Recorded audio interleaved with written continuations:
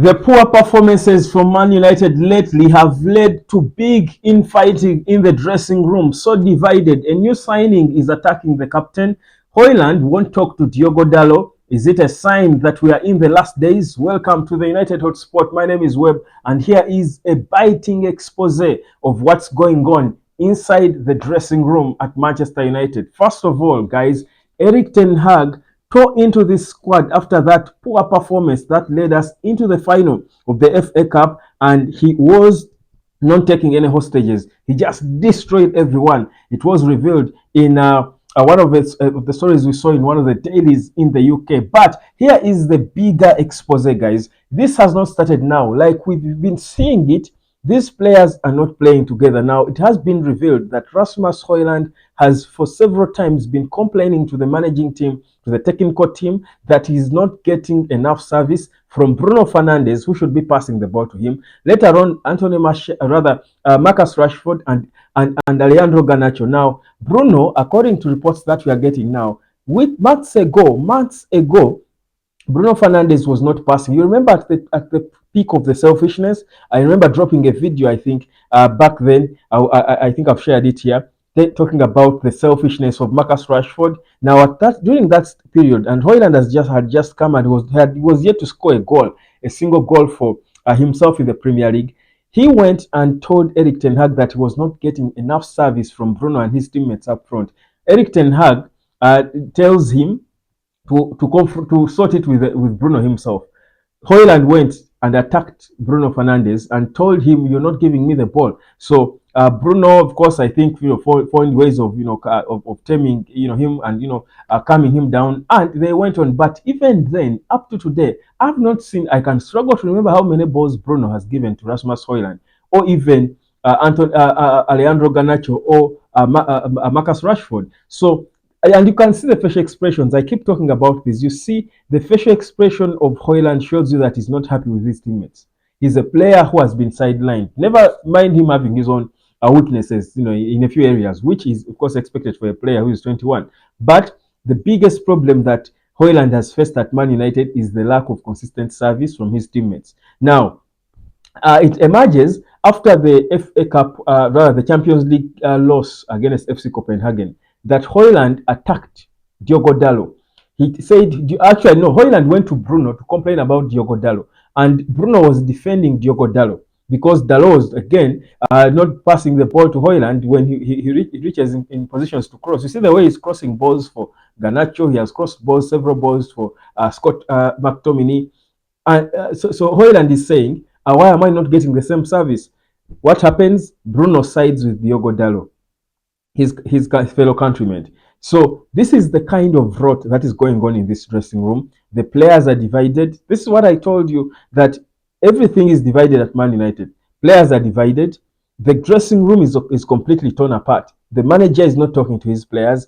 It's like, I remember I watched an interview on the overlap of Ole Gunnar Solskjaer talking to Gary Neville, saying that there is a point just before his sacking where he went in the dressing room and told players, "How many of you want to play? Put up your hand if you want to play."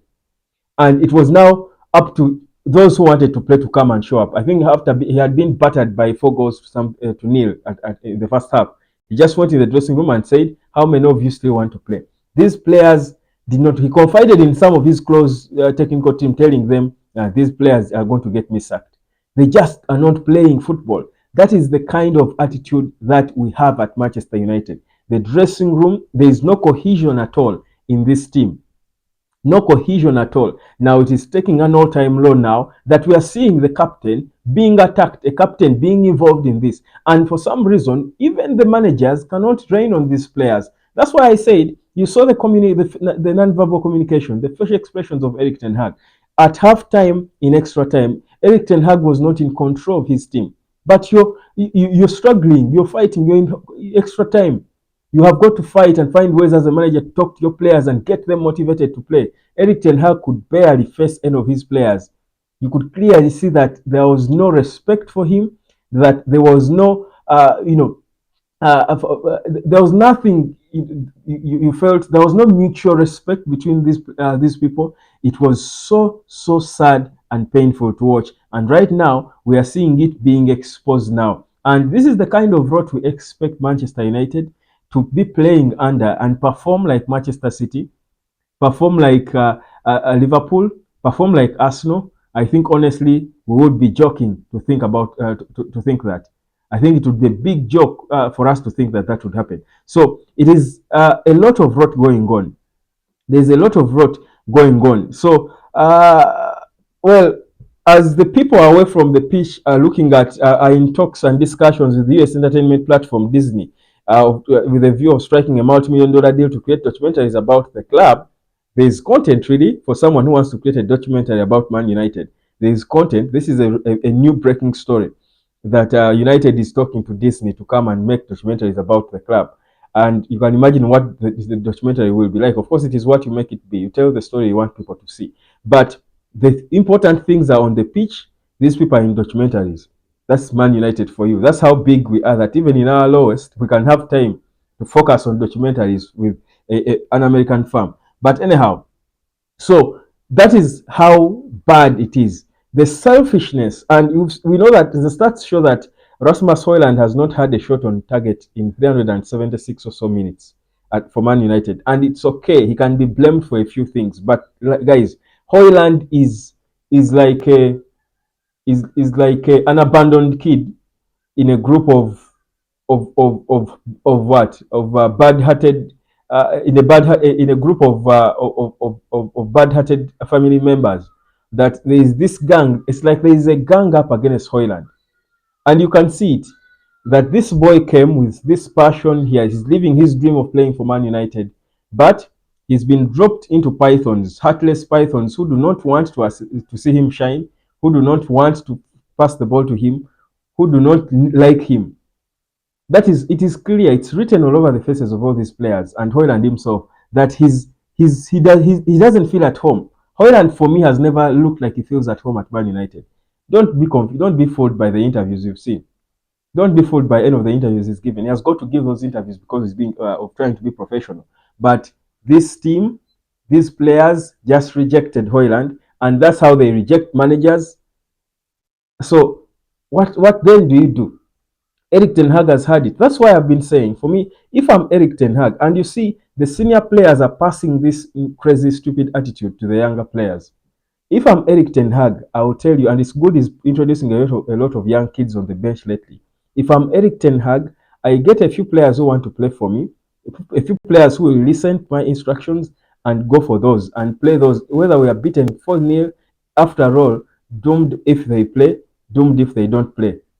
What difference do these so-called senior players make? Play your Harry Maguires, who are the senior players who look like they have the heart of the club. Play your Harry Maguires, play Højlund, play Kobe, play a few players who have got the heart. Garnacho maybe, then bring these young kids, Harry Amas. If these other so-called senior players don't want to show up for you, bench them. No one will crucify Eric Ten Hag for benching this bunch of nobodies. Because this is so shameful.